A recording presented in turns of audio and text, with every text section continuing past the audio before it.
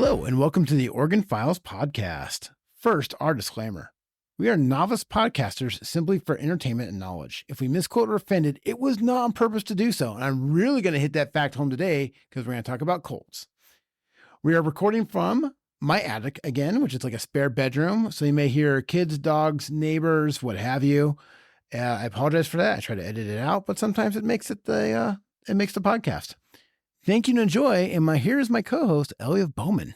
It's a quiet evening today, though. It's nice. A great summer day here. Great summer day. Speaking about good summer days, if you want to quench your thirst on a hot day today, Two Shy Brewery in Roseburg, Reedsport, and Bandon. They're called Bandon Brewery and Pizza in Bandon.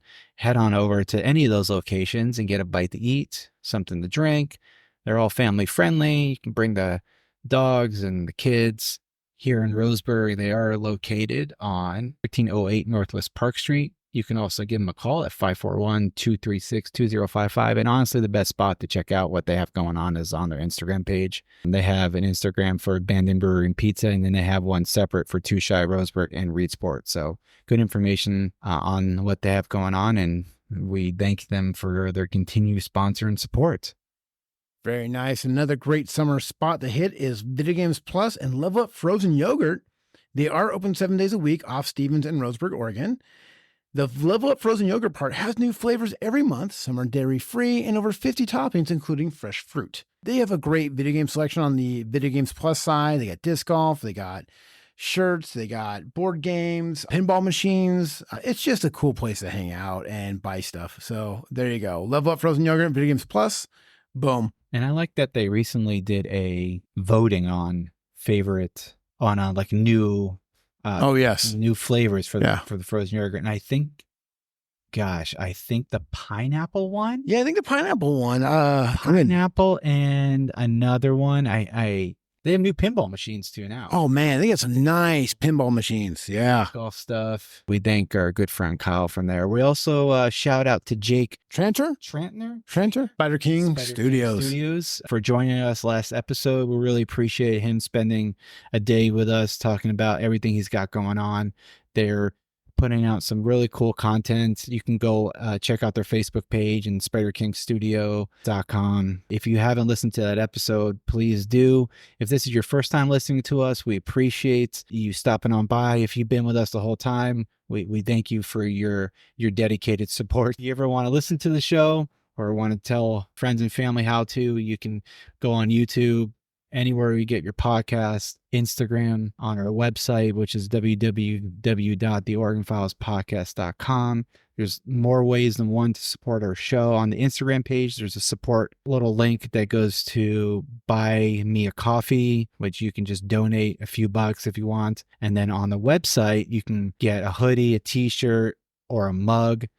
It's good for this time of year. You can get a t-shirt, or fall's right around the corner if you were looking to get like a hoodie for the cooler weather that's probably going to be here sooner than we know it. So good. Yeah. There it is. Boom. Support the podcast. So El, today we're covering a topic that I think we've been wanting to cover for a while, which is Colts. Young horses. No, not young horses. Look at that, Philly. Anyways, yeah. Oh, man. Young horses. No. CULTS, Colts. Once again, back to the disclaimer of this. This is one of those ones, too, and goes, oh, what's your next episode about? And I told them, they're like, oh, you got to be careful. Those places retaliate. I'm like, look, if we have listeners, that many people listening to the Oregon Files podcast that we offend in a way that's, I welcome it. We did it right. And for the crazy Colt person who does listen, please know that I'm getting this information from a legit source. I'm not making anything up. I can't help if listeners draw their own conclusions, but here we go. That's right. We're not the mainstream media. So the first thing I want to do is the definition of a cult, because I had to look this up. Okay. From Oxford Dictionary, says a relatively small group of people having beliefs or practices, especially relating to religion, that are regarded by others as strange or sinister or as imposing excessive control over members. You don't really want to be labeled as part of a cult. It's just not a good thing. So, El, can you name any big cults in Oregon? Okay, so I know there's that one Is it the Twin Flames? I think that's kind of popped up recently in Ashland there. The Twin Ray, and that's the one I'm going to cover. Twin Ray. They're like a sister of like the Twin Flames or whatever the one that there was like a Netflix documentary. Yeah, right. And then the other one, I don't remember how to pronounce the guy's name. Rajesh. Yeah, that was a big Netflix one. Yeah. And that was like in 1981 and 1988, right? It was a religious intentional community. Yep. They overtook the town of Antelope, Oregon, and rechanged the name, and they got in the city council, and they poisoned things at a buffet. And the guy just went back to his country. That was it. Over the course of 4 years, the self-styled sex guru and his followers unleashed a campaign of terror in Central Oregon. A campaign of terror. Wow. There's also the Oculus Anubis, which has been accused of being a cult. I'm going to cover that someday. There's the cult of Mother God. You know, also, this is a weird one that shows up on the list of cults in Oregon, is the Proud Boys. I did not know that the Proud Boys have been considered a cult, but it makes sense. La Luz del Mundo is another. They're located in Portland. I Am Sanctuary is located in Portland. Church of Scientology and the Delphi School is another one. Unification Church in West Lynn. Scientology. Yeah, well, man, don't tell Tom Cruise. Isn't that his thing? I forget which one it is. Tom Cruise is listening right now. He goes, how dare you? He's gonna have a short temper. Anyways, now here's another funny part one. I didn't know that Heaven's Gate was started in Oregon. It started in Waldport. Did you know that? In the Brides of Christ Church, which we will cover someday. Oh, so look at that. Yeah, someday being today. They landed. I love it. All right. So I'll go first because, the Twin Ray one, I had never heard of this. And that's where I think there's some crossover a little bit, because the twin flame was like you find your significant other. That's the, your twin flame, and, you guys share a soul and stuff. Right. And it was kind of like almost like a Ponzi scheme, wasn't it too? Like they were just taking people's money and making them think that they were investing their money into something better for themselves. So here's the hard part with that. I think all cults kind of have a little Ponzi scheme / pyramid scheme type stuff. But then again, they don't say that. That's not how they advertise their cult. The information I'm getting from today is mainly from an OPB article, Oregon Public Broadcasting, by Leah Sotile or Sottle. Anyways, this came out. This is a recent article. Yeah, it's not subtle. This is published actually only on May 7th, 2024. So only a couple months ago. So this is fresh info. This is where we're going to get in trouble. Here we go. Twin Ray is on top of this. Okay. So the organizers of the Twin Ray moved to Southern Oregon in 2020, opened a store and started hosting retreats. When a store selling glass bottles of gold-flecked living water for $111 a piece opened in a busy downtown Ashland area in 2022, people in town started whispering. Main Street is a bustling avenue that reflects the hobbies and cultures of the small Southern Oregon city, which has a population of only 21,000 people. Now, the name of the store, The Haven, sells the gold-flecked water out of one of the largest retail storefronts on Main Street. And it's aimed at the spiritual side, seeks yoga, natural food, and new age ideas. So the shop once housed a clothing store, and this is going to be crucial. It's run by a spiritual group called the Twin Ray. They moved there to Ashland from California in 2020, and blank-faced mannequins are swaddled in attire, and they stare out of the store's front windows, and the store's not open a whole lot. So you just have these blank-faced mannequins staring out the biggest store in Ashland. They're inside. There's tall crystal glitter underneath spiral chandeliers. Dressing rooms have been converted into meditation booths. Ceremonial tea. I love that the dressing room has been converted into something other than a dressing room. It's a meditation booth. The idea that people put the energy and time into doing crazy stuff like this, I don't know whether to laugh or just be appalled. And I generally feel bad for people that fall for this stuff. Oh, they do hard. It's sad that people actually their lives get ruined for falling for crooks like this and falling into traps of thinking that your life is going to be bettered by people that claim to be divine entities, close to God. At what point do you go, hey, come into the meditation room? You're like, wait a minute, I tried on clothes here once. Then again, I watch the NFL, and is that a cult? Because I spend a lot of time with it every Sunday. Wow, giving lots of money to it. I have, all right. Ceremonial teas, pyramid-shaped candles, and bio jewelry are for sale. as well as Twin Ray branded biocuticles.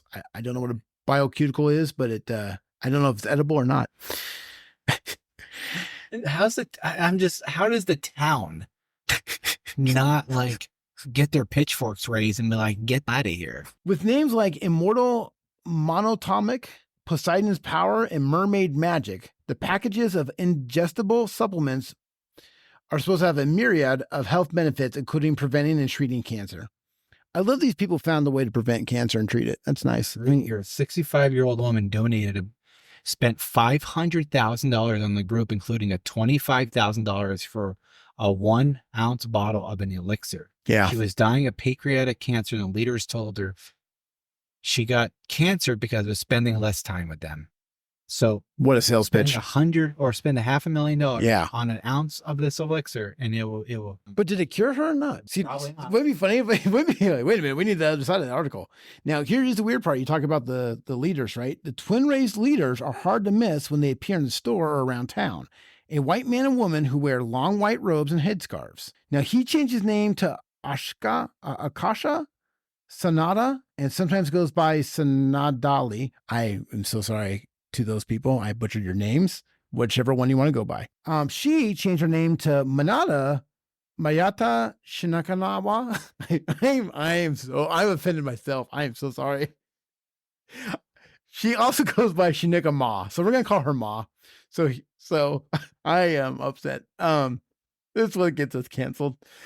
They drive a white Mercedes G-Class SUV, and oftentimes the people who accompany them wear all white too.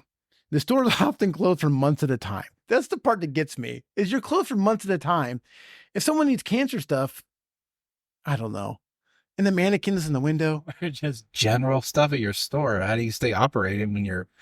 I mean, obviously it's shady as heck. They do most of their stuff online. Most of it's online. It's on store. Right? Yeah. Twin Ray. So it's a group grounded in talking about prophecies, mystical mentorship programs, and genetic liberation, and it's well funded. It's wild. In 2020, Twin Ray Illuminations purchased an 1,100 square foot gated home on 96 acres for $2.6 million. But however, last fall, the property went into foreclosure after the leaders failed to pay $1.6 million plus interest to the original owner. Twin Ray did not respond to phone calls or emails from OPB requesting comments for the story, just so we know. So now you're right. People who have gone there for their elixir ceremonies. One woman posted a series of TikTok videos about the group. She shared with OPB a cease and desist order that was served from a New York law firm representing Twin Ray, demanding she take her content down. It says, please be advised that we have been investigating you and your family in the last year. The order read, we will continue to investigate you and your family and take any legal action necessary to protect our client. So does that mean we're going to get in trouble? That'd be crazy if we get our first cease and desist letter. Are we allowed to talk about it if we get one? Yeah. If we get a cease and desist letter from a lawyer in New York, is that what the desist, because can you talk about, I can understand not talking about the cult anymore, but can you talk about the letter itself? Okay. Because it's like getting an NDA agreement. Like I can't talk about what I saw, but I can talk that I got the agreement. This is going to be amazing. I love this. Okay. So like many modern alternative religious movements, Twin Ray largely exists online. The group operates a members-only portal on its website and offers online classes and mentorship programs that take place over Zoom. So I'm glad, hey. They also host in-person retreats in Ashland and at locations around the world, like Mount Shasta, Sedona, Arizona, and in Tula, Mexico. The group's leaders shroud themselves in mystery. Several years ago, both took on new names and new identities and began positioning themselves as spiritual beings and their marriage as a divinely appointed one. They are a 501c3. It's called the Church of the Holy Sacrament, is registered by one of the Twin Ray leaders, which lists the pair's Ashland home as its address, but receives mail at a strip mall mailbox in Lake Oswego, Oregon. So Akasha's birth name is Harley Foster. Yes. And now where is she from? Are you ready for this? So the woman who calls herself Ma was born Mia Therese Deschelle in 1977 in Ohio. The daughter of a prominent Miami, Florida news anchor, she acted in the role of party girl in a 2009 episode of the spy series Burn Notice. She is an actress. By 2017, she had cycled through a series of new names. Manada, the Cosmic Priestess, Lady Nanda, Shika Ma, and Manada. Oh, I'm butchered that name again. There's a lot of vowels. She began sometimes speaking in a British accent. During a ceremony that took place in Egypt, she married Sanada a younger man born in 1990 who hails from Australia, Adelaide, Australia. He wore a full beard and has brown hair. Sanada, who goes by the name Akasha El Ra El Sanada, was born Harley Forster. Since at least 2014, Sanada has been a regular traveler to Ibiza. Is that how you say it? Ibiza? I think so. The island off the coast of Spain, known for electronic music and spiritual retreats. He snapped photos of himself lounging by pools and posted about UFO to his Facebook page. He said that he was on a tour of service missions around the world, unplugging people from the matrix and embracing the meaning of a sovereign life. Unplugging people from the matrix? This guy has seen the same movies I have. He said he's studied under Babaji, who is said to have been an immortal Indian yogi, guru, and saint. You got Also describes him as living in the northern Himalayas as deathless embodiment of a divine in human form. There you go. You got to learn this stuff from somebody, right? And if you got to meet him, you got to meet him. I don't know. So Ma and Sanada often tell a story that they met while visiting the Sphinx in Egypt. They saw each other when a ray of light hit the ancient statue. This meeting was them reuniting in this lifetime. Not just twin flames, but twin rays. That's where it comes from. They believe they had found each other after lifetimes apart. I'm happy for him. The article covers, here's my favorite part is poor Jocelyn Sacco was considered herself a follower of the group, remembers when Ma came into the picture. She slowly acquired a British accent and began describing herself as an enlightened being. Sacco's, so this lady was a member of the cult. This lady was a member of the group. Her spiritual awakening, as she calls it, began after she left a marketing job in Boston, sold her condo and all of her belongings, and started to attend New Age retreats. This is the part I had to read this twice. First, she became an avid follower of the actor Jared Leto's band 30 Seconds to Mars, and for 2 summers, paid to attend Camp Mars, a camping experience in Malibu, California for super fans of the band. So it's just a membership of one, or? I didn't know. Yeah, Camp Mars. It's so folks out there, if you're just as shocked, there is a Camp Mars. If you're a big 30 Seconds to Mars fan, I know that's half our listeners. You can go for a camping experience, quit your jobs, Sure, cheap. Go now. Then this Sacco found Sanada after hearing him speak on a popular New Age podcast in 2017. Well, hey, he listens to podcasts, he might find ours. Then she found Sanada after hearing him speak on a popular New Age podcast in 2017. Sacco, who was from Massachusetts, immediately signed up to attend a month-long retreat he was hosting in Peru. On the retreat, attendees toured rainforests and sacred sites and participated in multiple ayahuasca ceremonies. Aaron Rodgers is there, huh? Right. You're just having the best here. After Ma began appearing at his side and the couple rebranded themselves as Twin Ray, the leaders offered hour-long sessions for around $1,300 in which they talked to people about issues they were grappling with. Some came to the leaders wanting help with chronic pain conditions. One person, an estimated, spent at least $80,000 on Twin Ray classes, retreats, jewelry, and other products during her 4 years with the group. Someone else, Sacco, said she spent at least $30,000. There's just the couple instructed people to drink water, only water. Okay, this is amazing. The Ascended Ship course included a number of personal sessions with Twin Ray leaders held over Zoom. The couple instructed people to drink only water, lemon tea, and plasma pudding. Plasma? You ready for plasma pudding? Right. You ready? Plasma pudding is made from charcoal powder, and that's all you have is water, lemon tea, and plasma pudding made from charcoal powder for 3 days, and afterwards you can then integrate fruit into your diet.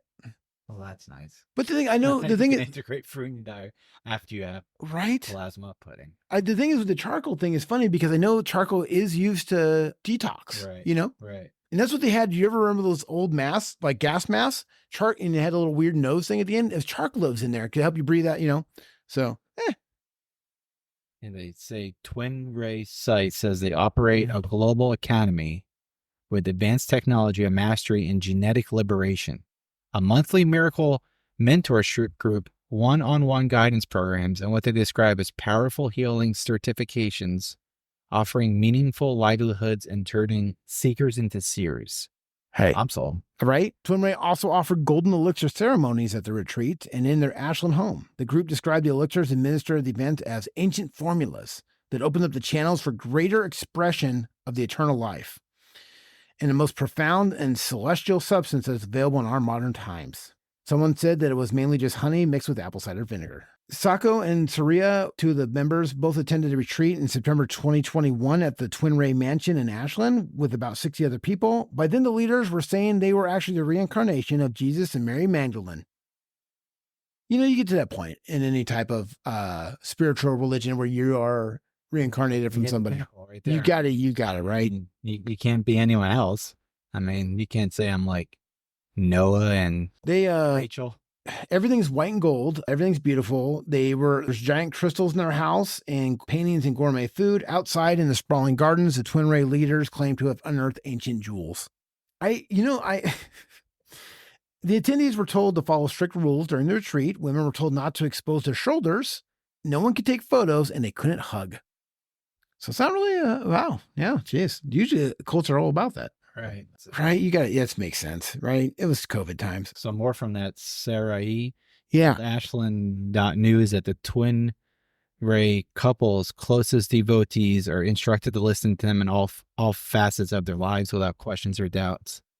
Their methods are most damaging because they are placing themselves as the ultimate authority controlling the behavior, information, thoughts, and emotions of their followers. They really believe they really are these two parasites feeding off the people of Ashland, she said in an interview. Yeah. They were immense words. Described the Asani as a mentalist and gave examples of what, as a follower, she calls mind control. Now, Sako and Sari both attended, they both left the group. Yeah. Right.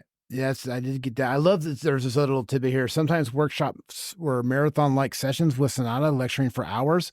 Sorari said she once took an astrology class from him that lasted 9 hours. Oh my gosh. I hope there were breaks in between. My goodness. Hope lunch was provided. This is sad here because when both women did leave the group, in Sorari's case, she said the leaders berated her for 45 minutes when she told them she was leaving and threatened her with legal action if she went on to offer services like theirs on her own website. So it's like canceling Kate. You can't do it. You know, you get berated.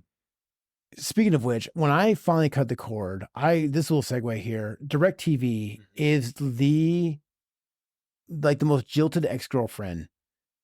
Almost daily things in the mail. I've called to ask to be removed from their mailing list. They call me.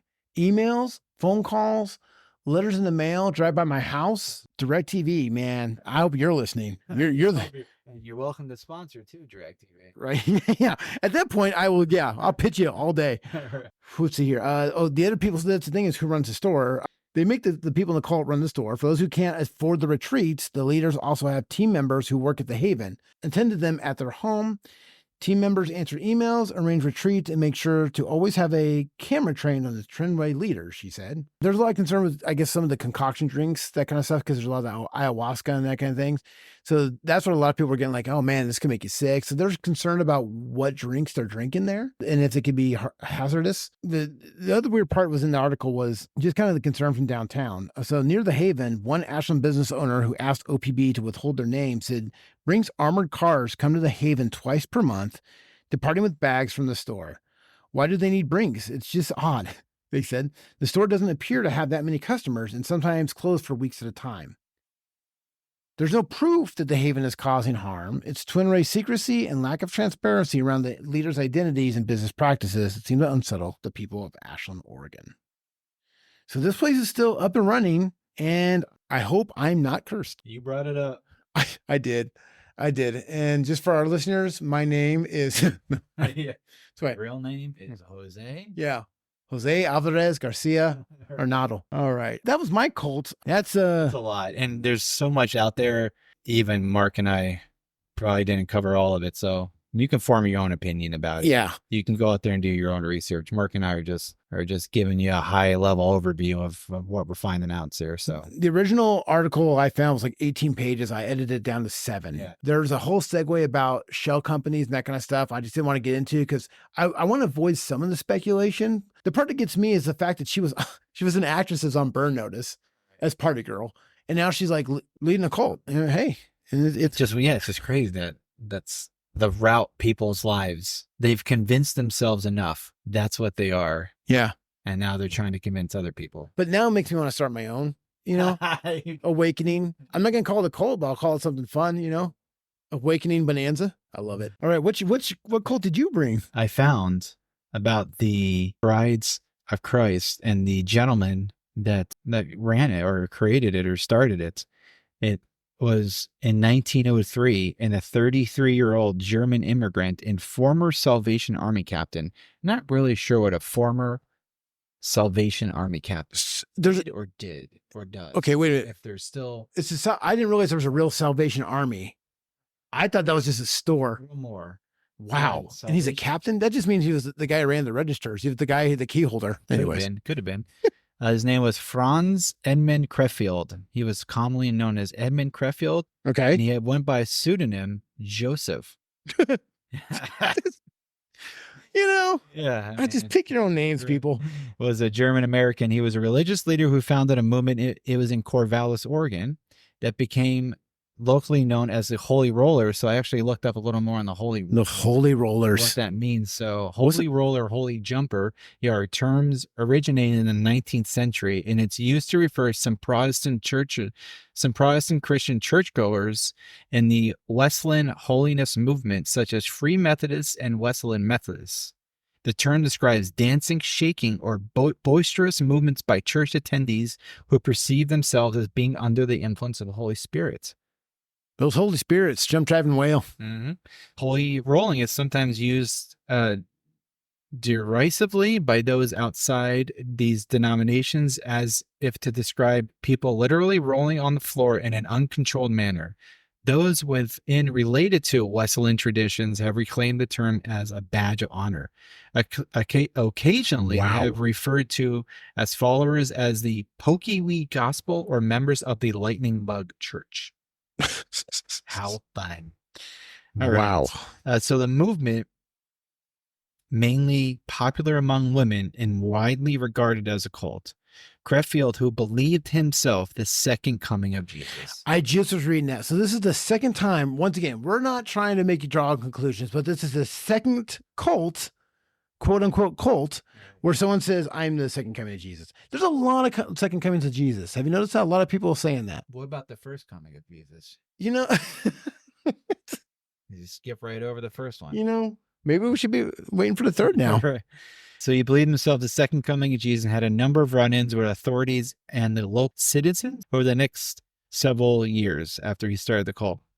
It often stemming from his relations with the female followers and increasingly erratic behavior. His Oof. Christian name was the Brides of Christ. The Bride of Christ. Townspeople referred to the group as Holy Rose, what I just explained, Yep. because they rolled on the floor. Because they rolled on the floor. That's why the Holy Rollers. Yeah. I am blown away. They also spoke in tongue. They were Pentecostal Christians who also spoke in tongues. So when you see like some of the churches, they speak in tongues. This is early Oregon. This is early. Groups of people. This is the one podcast that gets us canceled. So wait a minute. This is like 100+ years ago, right? This is like 1903. in Corvallis. wow. So Franz Edmund Crefeld, so he was originally from Germany. It's really unclear how he came to Oregon. Well, he first appeared in Portland, and he quickly became involved in the Salvation Army. Later that year, he was sent on the mission to the town of Corvallis. Soon after, he broke with the Salvation Army and then formed his own group, which he ended up calling the Bride of Christ Church. How do you go from being the Salvation Army? And you have to look this guy up. Look him up real quick. oh, I saw the picture. The guy looks crazy as all get If he was out. ever a poster boy, Boy, a psycho Right? cult leader person, Edmund Crefeld, he is so creepy. he's very creepy. It doesn't say how tall he was. I'm sure I can find that out, but he looks like he probably maybe about 5'5", Right? 5'6", maybe a buck 10. I'm pretty He sure. is eerie looking. It's- He would be Ugh. in every sort of horror, creepy movie. Yeah, who looks at the camera like that for your mugshot? Yeah, look him up. He's like a Batman If villain. you're listening to this, please look this guy up. Yeah. Crefeld. Creepy. Crefeld did not say anything outrageous when he first came to Corvallis in 1900. You don't want people to think he's crazy. Right. He kind of played it cool at first. He's preaching mostly about the beauty of the gospel. Soon his followers believed he was receiving messages directly from God. So it's like he almost it's almost like people started convincing him. Like he was just like starting to buy in what people were saying about him. And then maybe that just changed his whole mentality. I don't I know. wonder if he found crystals in his backyard too. You know, Drinking Gold Flake water. you got to do it. Crefeld preached for hours on end and his followers loudly rolled on the floor, pleading for God's forgiveness. Like So me on a sorry. Friday night after too much whiskey. Right. When their meetings began running into the early hours, Crefeld was barred from holding services within the city limits. According to news reports of the early 1900s, Crefeld preached that one of his followers was destined to be the mother of the second Christ. So the mother of him? I'm not sure. Crefeld preached that one of his followers was destined to be the mother of the second Christ, that he needed to purify them by laying his hands on them while they rolled around naked. So they needed to roll around naked. They practiced free love. So even in the early 1900s, Wow. crazy cult members saying we need to roll around nude and practice free love, and that mothers were debauched in front of their children. Yikes. Crefeld claimed that many of the things published about him were untrue. So he disputed his claims. Yeah, I see here he was allegedly involved with a romantic relationship with one woman and her mother. Yeah, we'll get there. Wow. During the summer, he and his followers camped on Kiger Island. I think it's Kiger Island in the Willamette River. When the fall rain started, Sarah Hunt and her 3 children, Maud, Frank, and May, some of his most ardent followers, invited him and about 20 others to move into their house just outside Corvallis. In October, the group burned most of the house's contents, including furniture, utensils, heirlooms, and sadly, a cat and a dog. Reports that a baby Terrible. had been sacrificed were false. People soon began to ask if Crefeld could really, quote, live in the same locked house with a number of young girls and do nothing in the world but be religious. So people were kind of getting a little skeptical. Whoa. People were onto him. In January 1904, a group of men actually attacked Crefeld. They tarred and feathered him and Yes. found the next day. The next day he married Maud Hurt. Wow. Yeah, he survived the tarred and feather attack. When did tar and feather stop being a thing? Is it offensive to birds? You think is what it is? Is the idea just to make somebody a big chicken? I always wanted to, because the tar's going to burn, right? Because the tar burns, then because that's the whole point of it. I thought people weren't supposed to survive the tar and feathering. I don't know. And how do people that tar and feather people, how is there no repercussions to people that just go around throwing tar and feathering? I'm looking at tar and feathering. When did tar and feathering end? Why? Right. I'm just going to look at why tar and feather. That's such an odd, punishment. Like, I'm going to tar and feather you. I guess it's I'm going to get, my phone ever gets picked up by the FBI, like this guy looked up the weirdest stuff. Anyway, so the next day he married Maud Hurt, which was one of the children of Sarah. In February, Crefeld was accused of having adulterous relations in Portland with Maud's aunt. Oh boy. Yeah, Donna Starr. Adultery was actually a criminal offense, so a warrant was put out for his arrest. A statewide manhunt went on for months. Meanwhile, many of the followers fasted and spent their days lying flat on the floor praying. Most were committed to either the Oregon State Insane Asylum or the Boys and Girls Aid Society in Portland. John Wow. Manning, who was the Multnomah County District Attorney at the time, issued an arrest warrant and statewide search for Crefeld in July, 1 month after Sarah Hurt was committed, which was the mother. Yeah. Crefeld was discovered nude and starving under her house. Crefeld Whoa. proclaimed his innocence, Of course. eventually found guilty, and served only 17 months in Oregon State Penitentiary. Whenever you're found nude somewhere, it's never, you know what I mean? Like that's just the circumstances that led you to be nude. That always blows my mind. I love when people are arrested nude. Right. Yeah. It's one of my Biggest fears. yeah, exactly. When released, he claimed he was Jesus Christ risen from the dead, his resurrection being his emergence from prison. So he goes to prison, has this idea that me being in prison relates to Jesus. Like being in a cave. Something, gets out of prison, saying when he gets out of prison, it's him emerging from prison. He's resurrected as Jesus. I did not know that when we talked about the cult stuff, it was going to get this religious-y. I'm blown away. Go on, keep Yeah. going. So after he was released, which was 1906, he alleged that he was Christ raised from dead, his death being his incarceration in the penitentiary. His followers believed that he was responsible. Are you ready for this? Tell me. His followers believed that he was responsible for the San Francisco earthquake that would destroy Corvallis. How do you put those together? And how would Jesus, Because San Francisco earthquake, but it affected Corvallis? I guess, I don't know, but Look, would Jesus destroy a town? Is it just pissed? it's not a holy roller, because if an earthquake still rolls. Yes, I don't, man, some of these people. Most of his followers joined him in Walport on the Oregon coast, including Cora Hartley and her daughter Sophie. Poor Sophie. Cora Hartley's husband followed them, and as soon as they boarded a ferry in Newport, he fired a pistol at Crefeld. The gun clicked harmlessly because he'd used the wrong kind of bullets. He used some sort of cartridges, which was wrong for whatever kind of gun he was firing. Hartley was one of the several men gunning for Crefeld. Crefeld and Maud Hurt left his group of followers at the camp near Yachats, telling them that the couple was going to British Columbia to establish a colony. Makes sense. Yeah, Establish their right? colony. There you go. Finally. Go. George Mitchell, Donna Starr's brother, tracked them down to Seattle and killed Crefeld in front of witnesses. Wow. Mitchell pleaded not guilty by reason of insanity. So he said, I'm a crazy person. It is Good for him. making me nuts. Yeah. Trying to protect my family, right? Huh. Now did Crefeld like rise from the after being shot and like That hasn't come. cause the Alaskan earthquake? I see that. This is a little side note here. Multnomah County's District Attorney John Manning sent King County's prosecuting attorney Kenneth McIntosh a letter saying, I investigated many, many charges against him, Crefeld, while he was on his holy rolling tour in Oregon. Like a rock star. I love it. The character of which were perfectly awful insofar as being low, degenerate, and brutal, and if permitted, I would like an opportunity to testify before the grand jury, before Mitchell is indicted, which is the guy that killed Crefeld. Yeah. I think taking of the law in one's own hands under such circumstances to meet our summary justice is almost excusable. So he was basically Wow. he was basically trying to get this guy off. Yeah. Correct. Jeez Louise. McIntosh, who was the prosecuting attorney, was appalled by Manning's suggestions.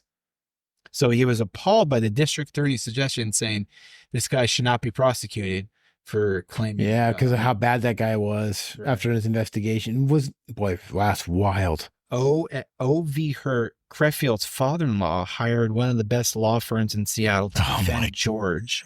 Numerous witnesses testified to telling George that free love took place in 1903. They said that they told George that Crefeld preached that Christ would be reborn and one of the brides of Christ would be the new Mary, and that he needed to lay his hands upon them and purify them.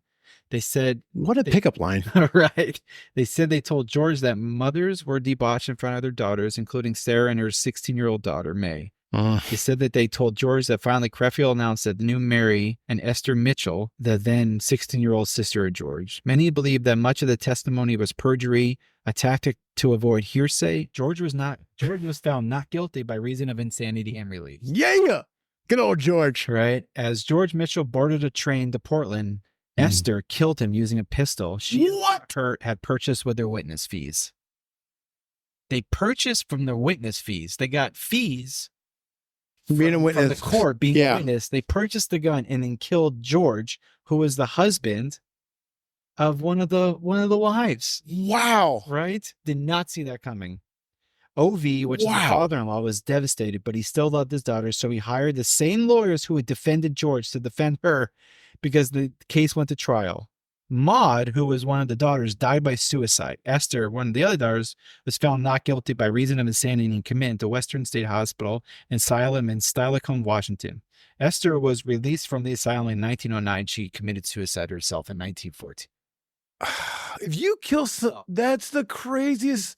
I want to watch this on HBO. I got away with the insanity plea. No one's going to kill me using the insanity plea. And then the fees they get from the court being witnesses, they buy a pistol and kill the guy.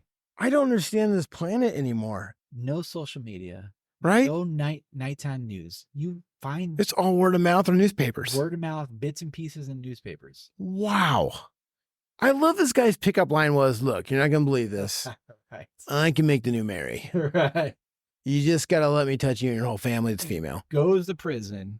His release somehow sparks the idea in his head that being released is the risen from the dead like Jesus, and somehow with the earthquake in San Francisco does damage in Corvallis. That guy had some charisma. All right. I got bits and pieces off that. OregonEncyclopedia.org, a little article on Business Insider, because why wouldn't this be on Business Insider? Makes sense. 15 inventions and landmarks you had no idea they debuted at World's Fairs. I started looking at World's Fairs. Super interesting stuff. They don't do them anymore. They kind of went on to fashion, right? Yeah. 2000s, somewhere around there. So Alexander Graham Bell first introduced his invention of the telephone in 1876 at the Philadelphia World's Fair. When the invention was demonstrated, Brazil's Emperor Dom Pedro famously said, "My God, it talks." This might catch on. Like, do you think there's anybody in that room? There's like a picture of a bunch of guys. Yeah. Anyone skeptical that this wasn't our? Yeah, the one guy in the room was like, yeah, I'd rather talk face to face. Thank you. Yeah. Yeah. I'd rather listen to somebody complain in person. Right. Yeah. The Eiffel Tower was introduced in 1889. Okay. World's Fair in Paris. Okay. When Paris hosted the World's Fair in 1889, the city had over 100 artists submit designs for a monument that would be built in the center of Paris and act as the entrance to the fair. Alexandria Gustave Eiffel's firm won the bid and built the tower. At the time, the structure reached 1,000 feet, making the tallest structure in the world. Wow. The Eiffel Tower was originally meant to be a temporary landmark for the World's Fair, but of course it still stands as a really popular tourist. Yeah. No. I love the idea that there's somebody in 1889 that was probably cynic. That was probably like super just against the idea of somebody building a giant structure. Oh, blocked. It's in the skyline. Yeah, blocks a beautiful view. I'd be upset. Just like, Spits on it. right. What is this? Yeah. In Chicago in 1893, World's Columbian Exposition, the Ferris wheel was first introduced. Oh, wow. George Washington Gale Ferris Jr. was tasked with creating a landmark that could rival the Eiffel Tower, which wowed fairgoers at the World's Fair. To do so, he created a 260-foot wheel that held 36 cars and 2,160 people at once. The Ferris wheel became very popular at the fair, costing 50 cents to ride. Do you think the first people that went on that were scared out of their minds? Oh, how do you not trust it? It's the first one ever. Like, what's the safety? You know what I mean? Oh, he's had to have been a carny. It's a first carny, right? Someone like Edmund, probably. I'm the second coming of Jesus. Get on the wheel. That's right. Well, holy roll this. The dishwasher was also introduced in 1893 at that Chicago's World. Man, this Chicago World's Cup. Man, they were going for it. Josephine Garris Cochran invented the first dishwasher in 1886 after years of trying to find a way to wash dishes faster than her servants. She was pissed at her servants. She ain't washing dishes fast enough. I'm coming up with a machine. The dishwasher was invented and compartments for the dishes that were turned by a motorized wheel. She introduced her invention to the world in 1893 World's Fair in Chicago. At first, only restaurants and hotels were intrigued by it. It actually wasn't until the 1950s that it became popular in America's kitchen. Man, that's World War II. That's crazy. X-rays were demonstrated in the St. Louis World's Fair in 1904. Wow. So in actually 1895, Wilhelm Conrad Röntgen stumbled upon X-rays and took one of the first X-ray images of his wife's hand. It was not a middle finger. The X-ray machine debuted in 1904, showcasing what the new scientific discovery could do. The machine was almost immediately used in hospitals. Yeah, I was going to say, that's wild. Right? Too bad for those people in 1903 that couldn't get any X-rays. Right, exactly. You know? Come back in a year. I wonder for people who like didn't believe what was inside the body and all of a sudden to see an X-ray, your mind would be blown. You know what I mean? Like just bones. You got a skeleton in there. Like, no, I don't. Be like looking behind the X-ray, like yeah. Witchcraft. I love this one. Ice cream cones were debuted in 1904 in St. Louis World Fair. Although the first ice cream cone was actually invented in Italy, it didn't make its first public appearance until 1904 in St. Louis. It wasn't ready. Oh my gosh. So as the story goes, Ernest Hamwee was selling small waffle-like desserts next to an ice cream vendor. How amazing is this? The guy was selling waffle-like desserts. Yeah. He like looks over, he's like, wait a minute. holy crap. The inspiration that hit. When the ice cream vendor ran out of cups, he decided to roll up his waffles into the cornucopia shape that we know today that holds a scoop of ice cream. I love that. I mean, that's such an amazing story. That's the movie I want to I mean, see. talk about right place, right time. I Right? just love that. He runs out of cups. He's like holding these waffle things. He's like, What do I do? slowly glances over. Man. Broadcast television started in 1939 at the New York World's Fair. Immediately couch potatoes. April 30th. You know what the first broadcast was? Wasn't it? No, I don't. It was Felix the Cat? So close. President FDR delivered the opening address at the New York's World Fair. Wow. Okay. NBC broadcast a speech to all homes across the country. Also at the World's Fair were the first mass-produced TVs costing $40. Wow. I just love the idea. In 1939, people standing in line like, Long line, yeah. but they had no idea. What they're about to see, right? No idea. The historical moment they're about to witness. How significant that moment in time was. Just a group of 150 people just watching TV like from their own homes, and it's just crazy to think, right? Right where we're at now, Right. It's just crazy. And 1939, sure, it's a while ago, but it's not that far. It's not that far. This is something you've seen recently. The Space Needle was introduced at the Seattle World's Fair in 1962. I did this summer actually ride that, yeah. So like the Eiffel Tower and the Chicago Ferris wheel, the Space Needle was created for the 1962 World's Fair in Seattle. Mm-hmm. It took 8 months to build. It's amazing. During the fair, 2.65 million people visited the Space Needle, which included Elvis, Bobby Kennedy, Neil Armstrong, Walt Disney. Today, the Space Needle remains one of the top tourist attractions in Seattle. Yeah, that's right. I went. There you go. Went there this summer.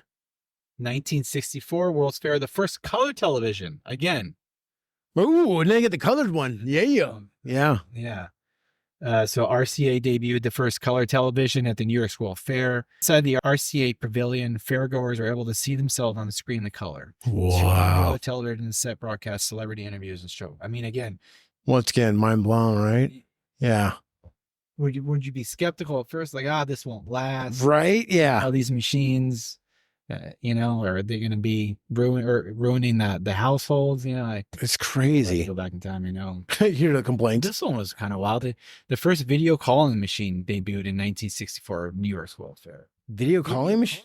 Oh, okay. You're on video and you see. Okay. So even though Skype, FaceTime, yeah, they were invented for a long time. In 1964, Bell Labs introduced the picture phone. Wild. Which allowed callers to see the person they were speaking to on the phone.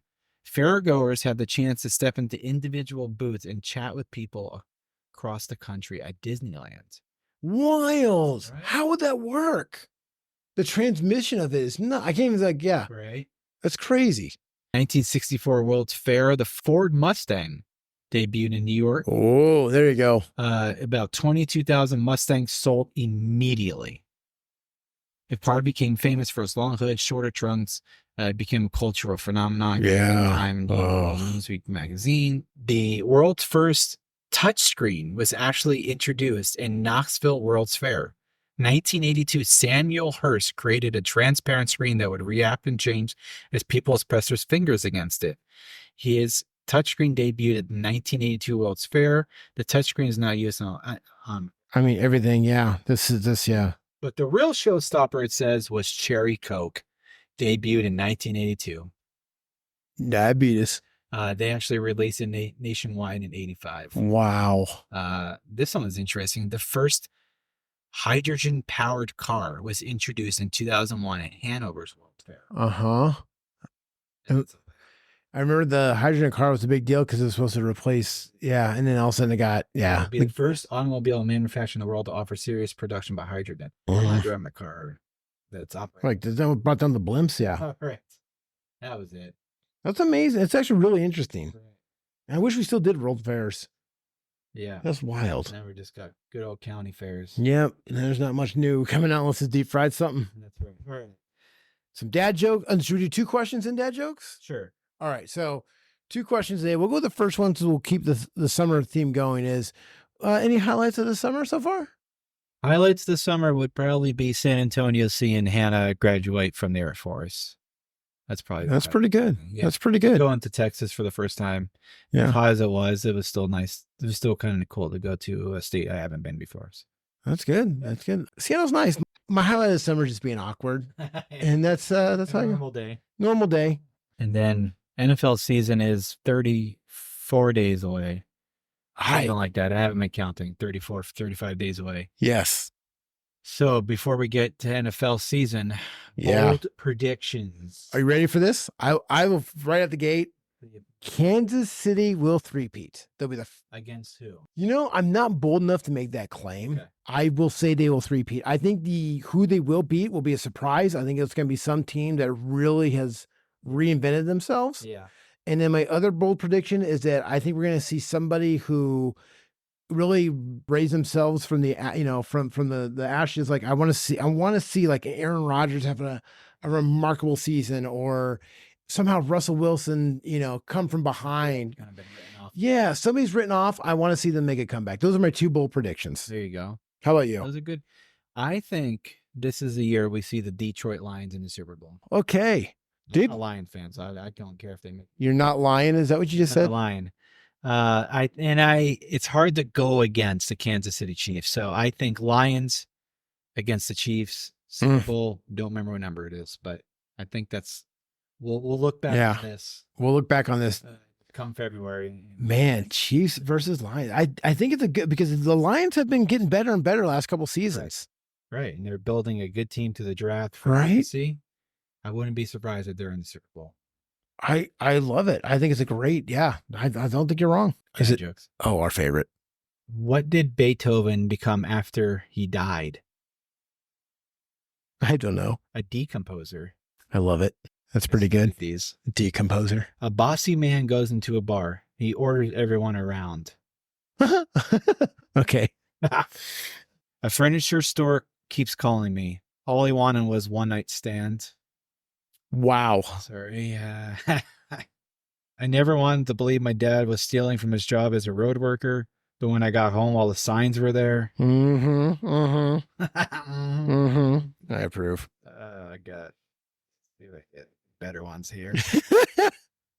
What did George Washington say to his men before they crossed the Delaware? I have no idea. Get in the boat. Get in the boat, losers. You know why the old lady fell down the well? I don't. She didn't see that well. I love that joke. Those are my favorite. And last one. I recently discovered I'm terrified of elevators, so I'm taking steps to avoid them. That's fair. I love it. Yeah, I love that George Washington. Oh, I got one more. Oh, one more. Here we go. I love that George Washington. Why was the man staring at the orange juice? It told him to concentrate. Because on the container it said concentrate. Yep. I love that one. Man. All right. So we've offended several fringe religious cults today. We look forward to getting our cease and desist order. Yep. I can't wait. That'll put us on the map. If there's a chance that 130 people listen to this episode, we offended you, we are sorry. Yeah. We're just trying to spread the information, but man, if a cease and desist letter, I wonder if I can make copies of it and we could sell it on our page, Exactly. I put it on t-shirts. Put it on t-shirts. Oh my gosh. Working Files podcast, cease and desist. That would be amazing. If you do want to listen to our show, which you obviously are listening to it, but if you do want to tell people how to listen to it, go anywhere where you get your podcast. You can just Google us. Simple. We're everywhere. We're everywhere you want to be. YouTube, our Facebook page, our website, www.theoregonfilespodcast.com, Instagram, putting out links out there. And again, thank you so much. Yes, thank you for listening. Hope everyone has a great rest of your July. August, we'll have some more interviews hopefully coming up here. So it's just not Mark and I offending people. So that's what we do. All right. Thanks. Cheers.